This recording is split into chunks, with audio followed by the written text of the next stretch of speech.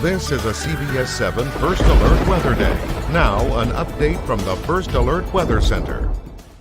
Well, we are calling for Thursday to be a First Alert Weather Day due to strong winds across parts of West Texas into southeast New Mexico. Now, here's what's going to happen on this First Alert Weather Day. Again, we will see seen gusts upwards of 50 to even 60 miles an hour plus, especially into the mountain areas. That's going to cause areas of blowing dust, but also high to critical fire danger. And if you haven't heard, it's all the talk about the Arctic cold snap that's going to be arriving next week, as we could see temperatures down into the teens first thing on Monday morning. So a lot going on out there right now, kind of the calm before all the other that gets going. Gusts to 29 in Artesia. So they're closer here over towards the Guadalupe Mountains. Everybody else has calmed down for tonight wind-wise, but once the sun comes up, we're expecting those winds to really start to crank up. So again, high wind warnings are in effect starting in the morning hours Thursday, continuing into Friday. Western Permian Basin, southeast New Mexico, Trans-Pecos, Guadalupe, Davis Mountains, Marfa Plateau, Presidio Valley, and Big Bend, as we could be looking at sustained winds in excess of 35 miles an hour, gusts 60 to 75 miles an hour, even stronger in the Guadalupe Mountains. East of this, across the Permian Basin, including Midland, Odessa, Big Spring, Andrews, we are going to be looking for wind advisories in effect for gusts up to 55 miles an hour. And again, there is going to be a lot of blowing dust out there because of the wind direction out of the west to southwest. And also with low humidity levels in the mix, as low as 7%, critical fire danger concerns, Trans-Pecos mountain areas down towards Big Bend coming up for tomorrow afternoon. So hold off on any outdoor burning. Obey those burn bans that are in place for your vicinity coming up tomorrow. And then here's what we'll be dealing with first thing Monday morning. Temperatures possibly down into single digits first thing in the morning, with wind chill values into negative territory. But we got to get all through the wind tomorrow. Thank you, Tom, and thank you for joining us for CBS 7 News on the CW and live on the CBS 7 YouTube. We'll have another First Alert weather update for you in just a few minutes, but for right now, we'll turn to a story that's all new at 9 o'clock. A new public information policy was approved by the Ector County Utility District this afternoon. The board voted to enact the policy after the board said fulfilling public information requests has cost the district thousands of dollars. However, concerned residents say there are still many questions that should be answered. CBS 7's Hannah Brock has the details. She joins us now with more. Hannah. Current and former ECUD officials say those costs come from consulting attorneys about the requests. However, the district has received criticism about a lack of transparency in the past. The Texas Public Information Act requires public entities like ECUD to share public documents upon request, sometimes at a fee. It's how West Odessans like Shirley Kelly seek answers to unanswered questions. I feel like there's a lot of things that's not answered. I feel like there's a lot of things that need to be answered. And I think that the public should be aware of what's going on. Kelly says she's requested things like a recording of the November 8th open meeting that she and other residents were barred from entering, but it would cost her more than $100. However, ECUD claims it costs the district when people make broad or large requests for years of data. Former ECUD President Tommy Irvin made public comment about his experience during his tenure. There was over $23,000 spent, hard money. I mean, that's to attorneys. And that didn't include the time that I spent at hundreds of hours, employees hundreds of hours on Freedom of Information requests. The new policy details how district employees should handle requests and information that can be released without attorney guidance. The district wants to make the act more clear to the public. And so the policy, we're trying to make it in more layman's terms where it's more understanding, where an individual, the common person that would look at it could understand it. The district will charge $15 per hour for requests that exceed 36 hours of work time in a fiscal year or 15 hours in 1 month. The board also approves signatures for agreements with 2 additional law firms working with the district. In addition to the new policy, the board also approved a new chlorine disinfecting boosting station at the Tripp Avenue pump station, which the board believes will keep maintenance costs and water costs down. For CBS 7 First Alert News, I'm Hannah Brock. Thank you, Hannah. The Texas Commission on Environmental Quality has notified the City of Midland Water Purification Plant public water system that the drinking water being supplied to customers had exceeded the maximum containment level for arsenic. Just keep in mind, if you're in West Texas and you have groundwater, there's arsenic in your water. The EPA has established the maximum allowed for arsenic to be 0.010 milligrams per liter. Analysis of drinking water in your community for arsenic indicates a compliance value of the fourth quarter of 2023 of 0.0108.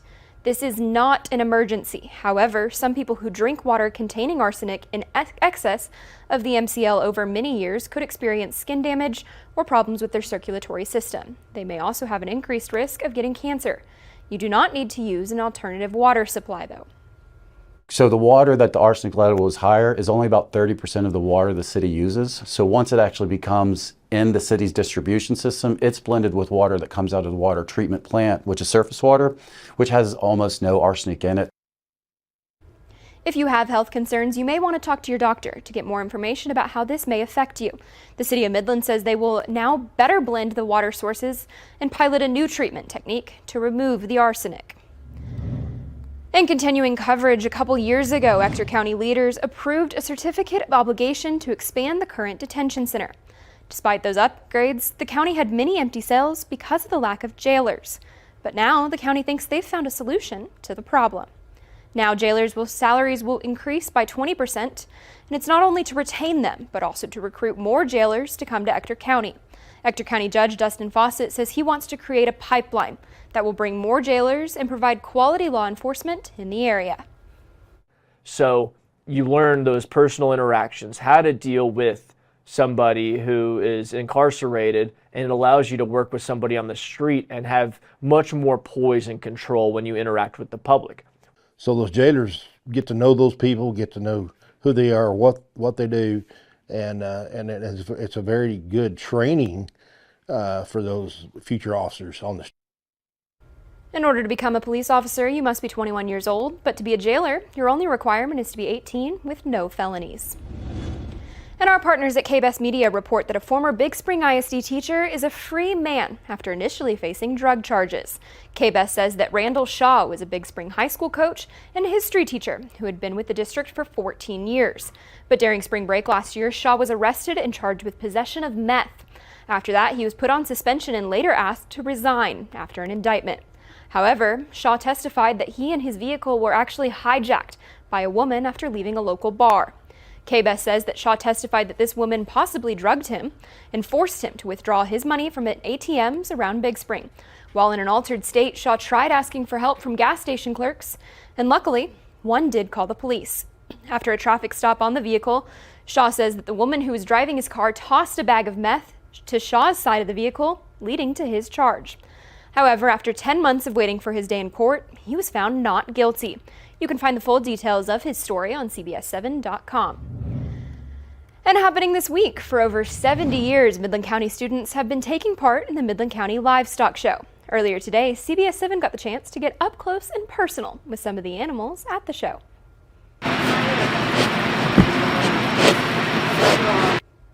The 72nd annual Midland County Livestock event is officially underway. And this year's show will include steers, heifers, goats, pigs, sheep, chickens, and rabbits. But the event is not just about raising animals. It's also about raising children, while all at the same time bringing the community together. Brent Hoover has been a part of the Midland County Livestock Association for the past 15 years. 3 of those he's served as president.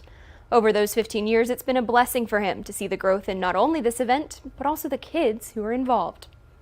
I think it's the most rewarding thing in the world. I think that raising animals with kids, and that's what we do. We're not raising animals, we're raising kids.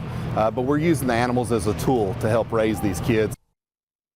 Carly Robinette, a junior at Greenwood High School, has been a part of this stock show for the past 8 years, and she looks forward to it every year. It's been a joy. It's many ups and downs, late nights, blood, sweat, and tears. But at the end, it teaches me so much responsibility, and I've built a family in this industry. And you know, you don't have to see them every day, but it's relieving to get to come to the barn and have fun. But yeah. The Midland County Livestock Association offers scholarships to the seniors who are competing for one last time. And the booms and busts of the oil field can send many people straight to the unemployment line. But for some of those busts, they create opportunity. That was the case for Angela Gutierrez, who was laid off during the COVID-19 pandemic. But the hard times only made her stronger, launching her into a new passion in the kitchen. She calls her business Southern Touch Salsas. And with the help of the Odessa Hispanic Chamber of Commerce, her sales have increased dramatically. Gutierrez has also been given the opportunity to compete with her salsas, and even winning an award. But the awards and even the sales aren't the most important part of this business. Gutierrez renames each of her salsa flavors with biblical references, writing verses on all the delivery bags. I knew my time there was going to come to an end. I just didn't know how soon. And so when that day did come, it was like, okay, I went home. I was like, what can I do to continue to make an income? And that's kind of when my idea of selling food came to mind. Angela plans to open her own storefront in Midland or Odessa in the near future. And you're looking now at today's top headlines, shown here in real time with real viewers on CBS7.com. You can see all these stories and more just by downloading our app or go to our website, CBS7.com. And still ahead, if you're a frequent flyer, you might want to stick around. How to apply for TSA pre-check at the Midland Airport, plus the latest on the grounding of Boeing 737 MAX 9 planes.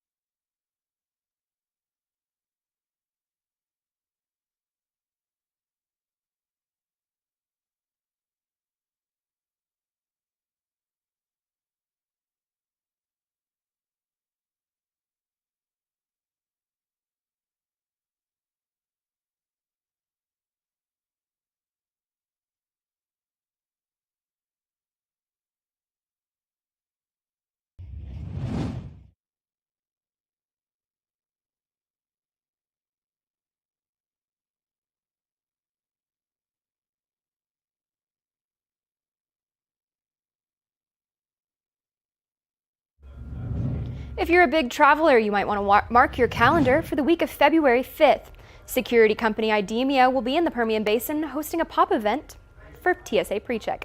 The week-long event will be held at the Midland International Air and Spaceport. Enrollment event sessions are scheduled from 9 a.m. to noon and 1 p.m. to 5 each day. The enrollment takes less than 10 minutes and includes taking your fingerprints and photo. If you're interested in getting the PreCheck, be sure to bring documentation that proves your identity and citizenship status. You can get more information by visiting the website. It's right there on your screen.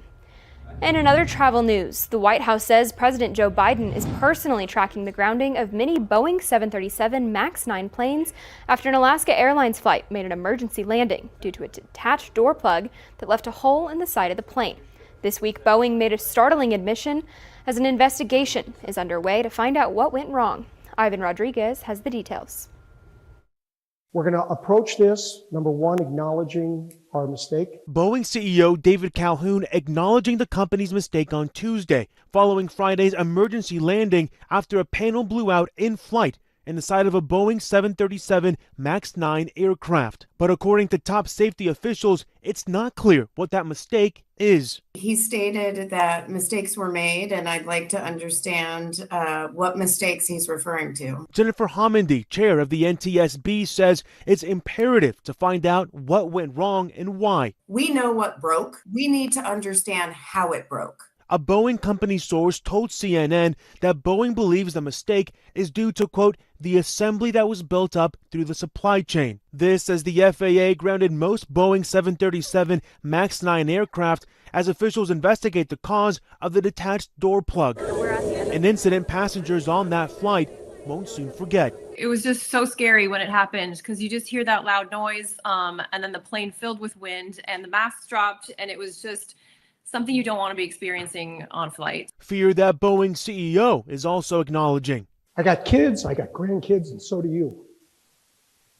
This stuff matters. He says the crew did their jobs right. Pilots and crew who got that airplane back on the ground at a very tumultuous moment, in very scary circumstance.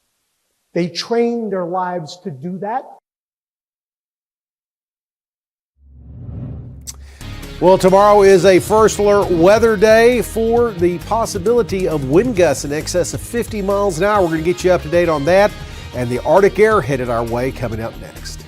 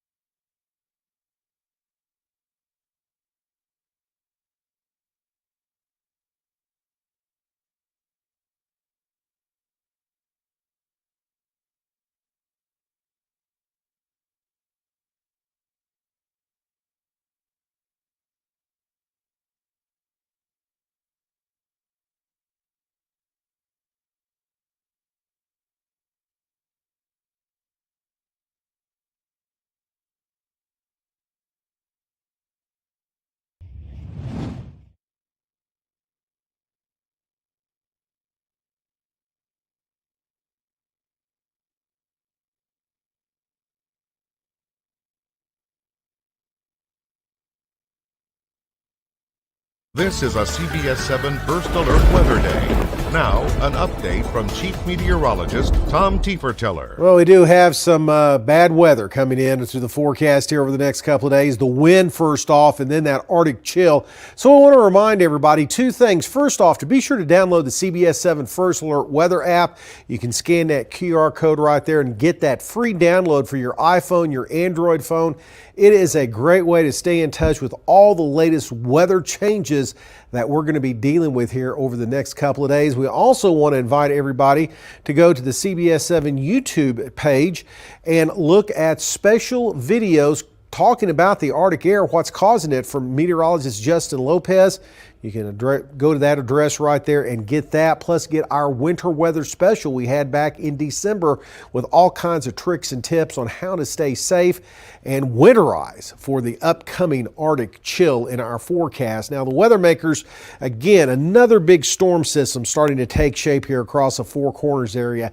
That's going to draw in a lot of air, and as that happens, we're going to see a lot of wind in the forecast, not only ahead of it, but also behind it. But it's also going to open the door for Arctic air to rush in from Canada and spill into West Texas coming up on Sunday into Monday. So the second half of the weekend not looking all that great. Now the futurecast winds, we want to show this to you, showing there's going to be a little bit of breeze overnight tonight, but once the sun comes up, we'll really start to see that expand from the mountain areas into the Trans-Pecos, parts of the northern Permian Basin and southeast of Mexico, with gusts starting to get into the 30 to 40 mile an hour range, and they increase even more as we move in towards the afternoon, with the strongest across the mountain areas. But we're going to see some areas of blowing dust associated with this, and this is going to continue into the evening hours as that next cold front starts to whip down across the area. So that's going to keep that wind rather strong all the way into your Friday in the morning hours, and by the afternoon trying to calm down a little bit as colder air starts to spill into the area, the first part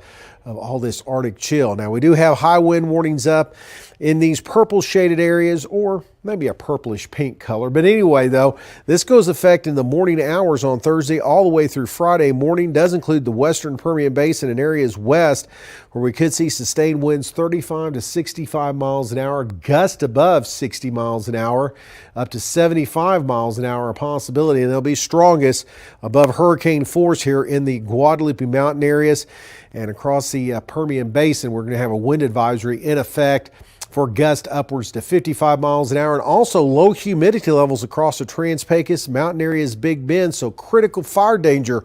Please avoid any activities that cause sparks, flames, anything involving a heat source, and obey any burn bans. Hold off on that outdoor burning. Rest of tonight, things are going to be a little on the quiet side before that wind starts up first thing in the morning, and those west winds will be rather gusty, again strong, above 40 to 50 miles an hour, with areas of blowing dust in the forecast.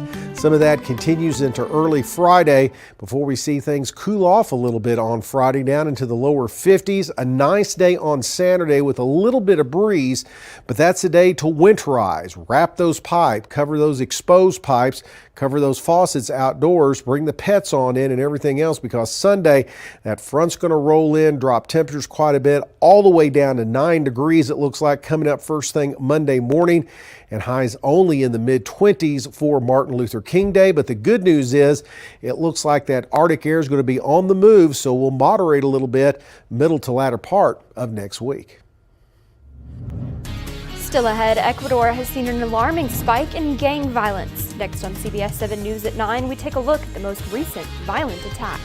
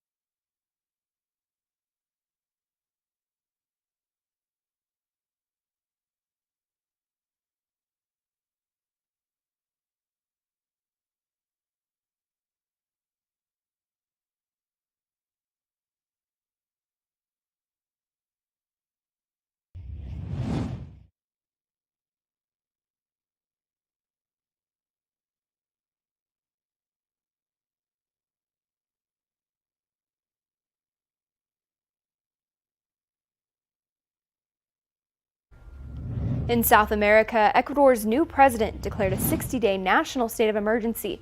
We want to warn viewers that some of these images could be disturbing. Locals have experienced a sharp increase in violence, including a series of explosions and police abductions within the past few days. Masked men overtook a TV station, causing national police flooded the area, arresting 13 people. For years, Ecuador was a drug transit country. There was a surge in demand for cocaine around the world after the pandemic. So you've all of a sudden had Ecuador emerge as this very valuable turf to control. The crime wave kicked off after notorious gang leader Adolfo Macias went missing from his prison cell over the weekend for the second time. Still ahead, Girl Scout cookie season is here, but with a higher price tag. Coming up next, we talk about the new cost and the decision to not introduce any new cookies.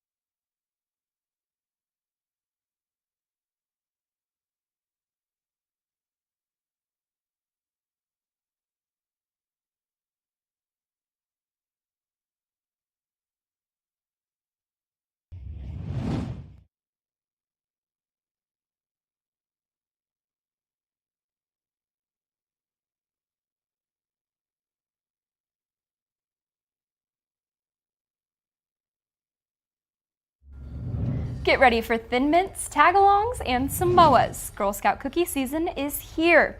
This is the year to settle back into tried and true favorites because there's no new cookies this season. In fact, the Girl Scouts are taking away the Raspberry Rally. That was last year's new cookie, and it's been discontinued. No matter what your preference is, get ready to open your wallet though, because the price of box is going from $5 to $6. Online orders will start shipping next month, but if you know a Girl Scout, you might be able to get yours sooner. Tom, $6. Yeah, but the Thin Mints are good. I think it's worth it. I will pay $6 anytime for some to help Thin out Mints. there. What's your favorite? Thin Mints. Really? Thin Mints, Thin Mints. I like the Samoas. Okay. Those are 100% Well, it my might favorite. be good to load up on some cookies with your coffee, your hot chocolate, Absolutely. because it is going to get a little windy and chilly.